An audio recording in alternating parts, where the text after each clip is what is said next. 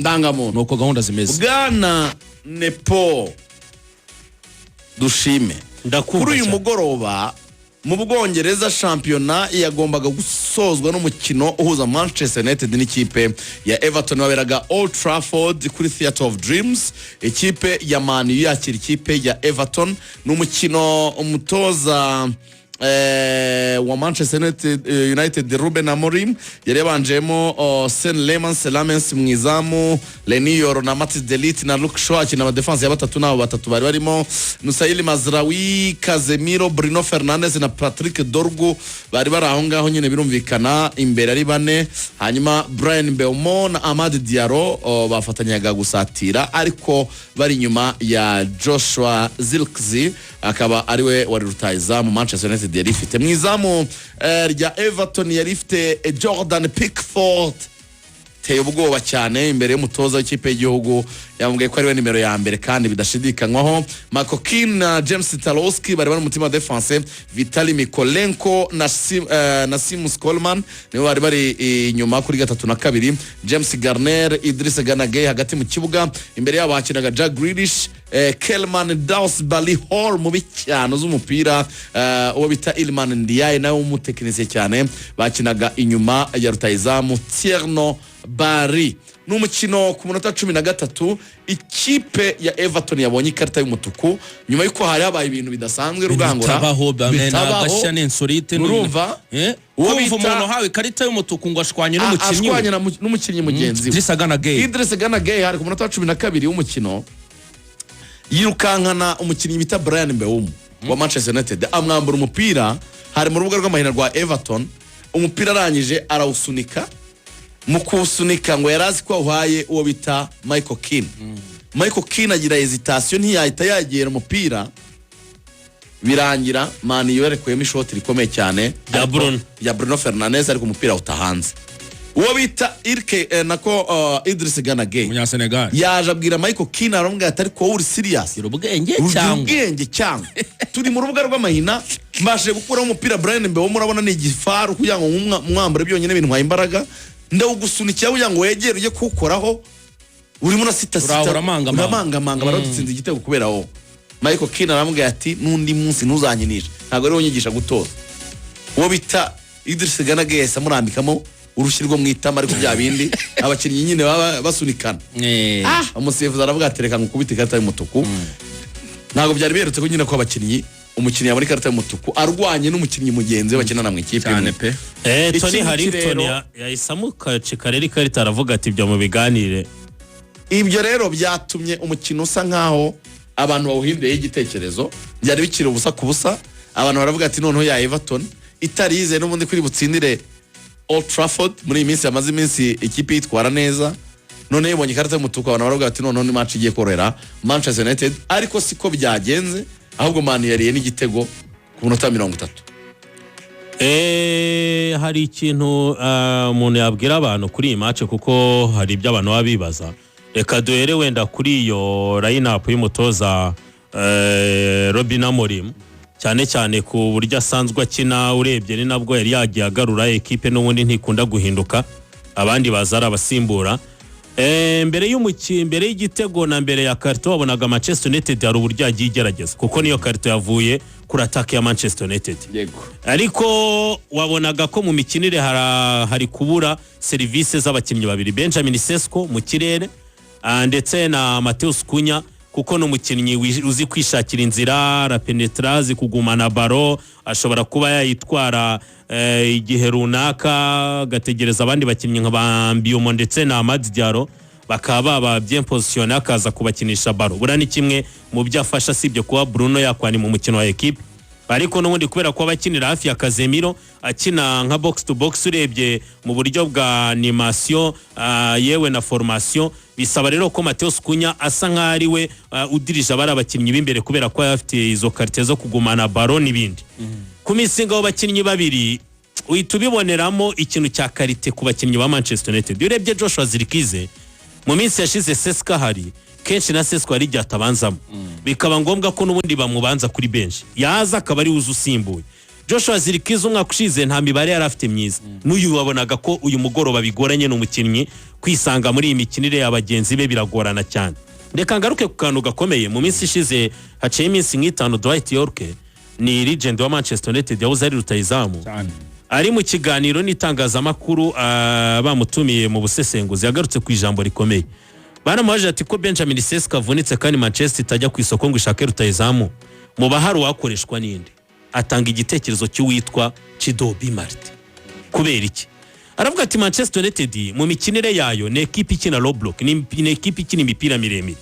Mu gukina imipira miremire byaragaragaye ko ayo ugiye gukina n'aya ma ekipe nanone mato kuri ekipi ikina imipira miremire nka Manchester United muzari Manchester irasufa.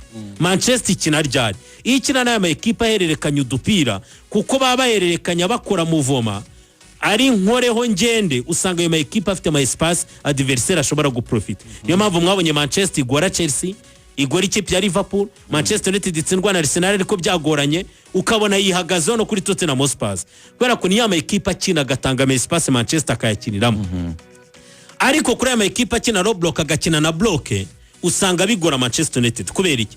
Manchester usanga bakina ibipira birebire nono deuxième ballon usanga ikinwa na Bruno cyangwa se Mateus Cunha yafashe umupira bigenda bite kwera ko azigucenga zigupenetra arinjira imipira ababambiye umona ba Madi ugasanga barayakirira hafi izamu badepoza. Ariko dore cyabaye ku mugora kuro mwagiye mureba mwabonye ko Manchester United barafata umupira mbiye umona Madi berimina bashaka angle ni bya bintu byabaruye ni Robin usanga ntabwo ya penetra ngo yinjire. Kenshi usanga iyo afashe umupira mu moso ye ashaka angle no gukina umupira ku kirenge neza agashaka mu mangle.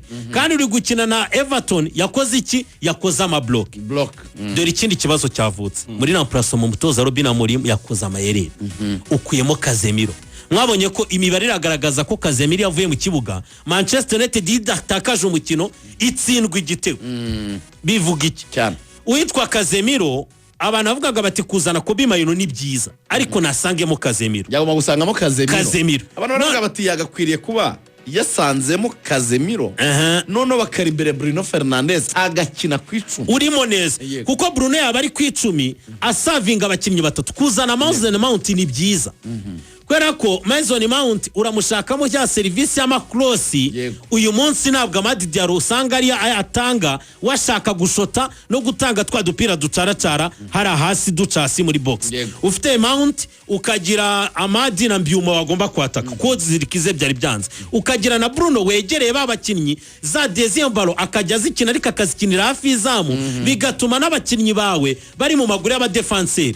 Kuko niba ushaka ko aba Tarkowski na Michael Keane badafite umwata kuba jena ntago biri bugoroye Manchester United kubona igitego. Uzi icyo byatangaga kuvanamo Casemiro bivuga ngo Kobe Mayino turabiza aba yazamutse akazamukana n'uwitwa uyu mwene data Bruno kandi bari buhite banagaruka muri transition. Wasanga garo transition za Manchester United zero offensive zitinda kwako niba mwagiye kwataka mwese niba garuka baragarukira rimwe n'ubundi Everton ite yire groupa musange yongeye gukora iki ya block ikomeye cyane bigorane kuri Manchester. Mwanabonye ko Everton nawo mutoza ageze abona ko birishoboka no kuba yabona igitego kandi atuzuye yongeramo ba Carlos Alcaraz arasatira yongeramo Dwight McNeil arasatira n'ababeto ivuga ngo azanye muri sabe 5 azanye abakinnyi batatu basatira. Icyo bishatse kuvuga nuko nawe abona ko Manchester kwibonamo igitego byashoboka. Ari Rugangura hari abantu benshi bakomeza gukritika umutoza bavuga bati nibyo kugira filozofi n'uburyo mu mikino yawe ni byiza ariko hari ukuntu wagakwiriye guswitching ibitekerezo byawe n'uburyo bw'imikinire ndavuga icyo bita système de jeu ukayipanga bitewe na adversaire binatewe n'icyo ubonye. Abantu baravuga bati kuki yakomeje gustikinga kugumana aba defenseurs batatu mu gihe kandi yabonaga ko ikipe ituzuye. Defense à tuzi ko n'ubundi ni système il plus défensif kurenza uko iri offensive.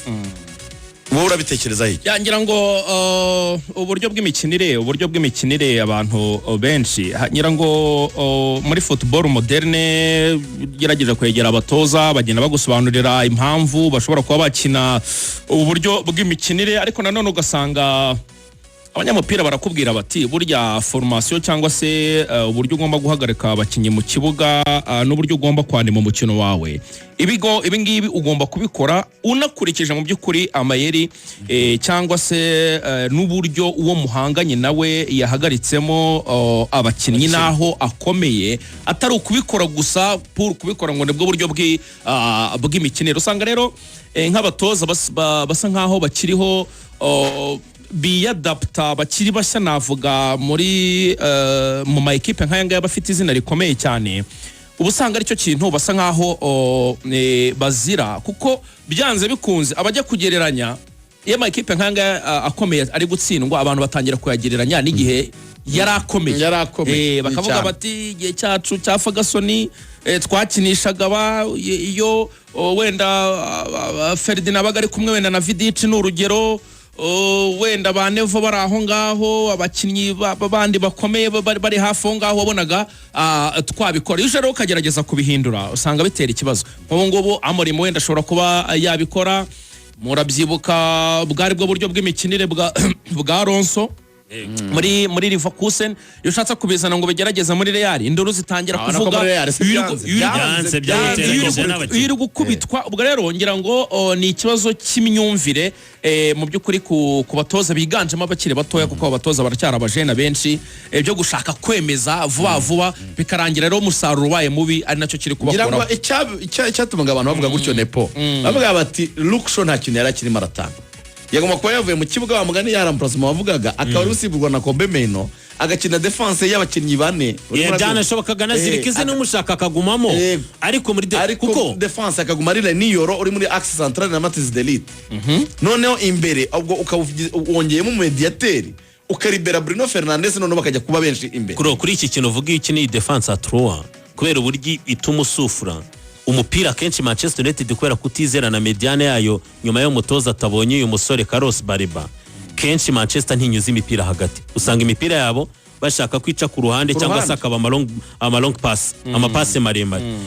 Iyo ubonye kipe ifite ikibazo cya carton rouge gutyo uri gukina nayo ifite iminota 86 Manchester akinnye ifite abakinnyi 11 Everton ifite 10 umuntu anatwunganiye ngo buriya Michael Keane wabanje kumera nk'umujombye umutwe Ganaga yahita anyuza mu rushi ikintu cyari ni ikirero kuri Claude yavugaga iyo kini defense atwa wiyima uburyo bw'imikinire wiyima za freedom mu mikinire uri limita kandi iyo kinnye defense yabane ugashyira abawinga adversaire mu buryo bwo kukudefanda ahita abona ko afite icyuho cy'umukinnyi nyine wasohotse. Ariko iyo kini defense atwa birangira n'ubundi Everton nayo irivuga ati ndakora block. Manchester United imipira yabone mu kirere natwe nibyo dukina.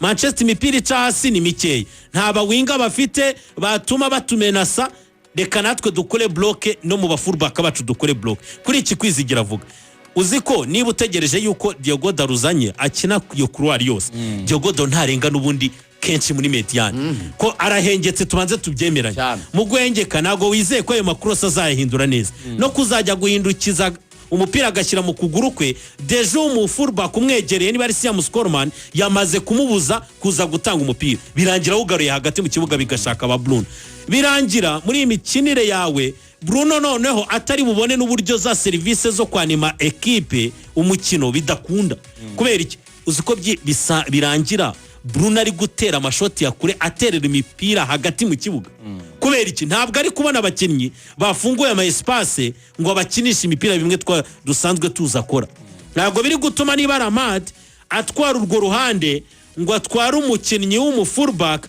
noneho bitume n'aba Mason Mount bamwegera n'abambiyumo uyu mutoza systeme y'ubwoba yingiye niko banayita baramubwira bati nibyo yigumeho ariko se na cyagiye ubonye amahirwe yo kubaswitchinga ngo ushaka intsinzi wewe yigumaho byo gukomeza kuyinambaho yikoreshe mu buryo bwo gushaka intsinzi niba byanze uswitchinga reka mbibutse Conte yaje akina ibibiri ariko Conte yabonaga ikipe imuhinduriyeho ikibuga cyane akahita afata ba Moses niba ukimukeneye mu kibuga nk'umukinnyi w'umuwinga nave muri couloir yose najye kuba umuwinga niba ubona services ze ziri kwanga mukuremo n'abatusheri niko baje bakina ariko tusheri arayihindura ikina rimwe ejo akayihindura biterwa na adversaire niko bimeze umutoza w'umuhanga umumenyera nyine Umutoza uburyo w'umuhanga yiyadapta nyine kuri system adaptation ni ikintu gikomeye cyane. gukomeza kuguma kuri ibi ntacyo bimufashije kubera ko Everton kuva mu mwaka w'1992 kuva nyine Premier League ya Premier League ni ubwa gatatu itsindiye Old Trafford.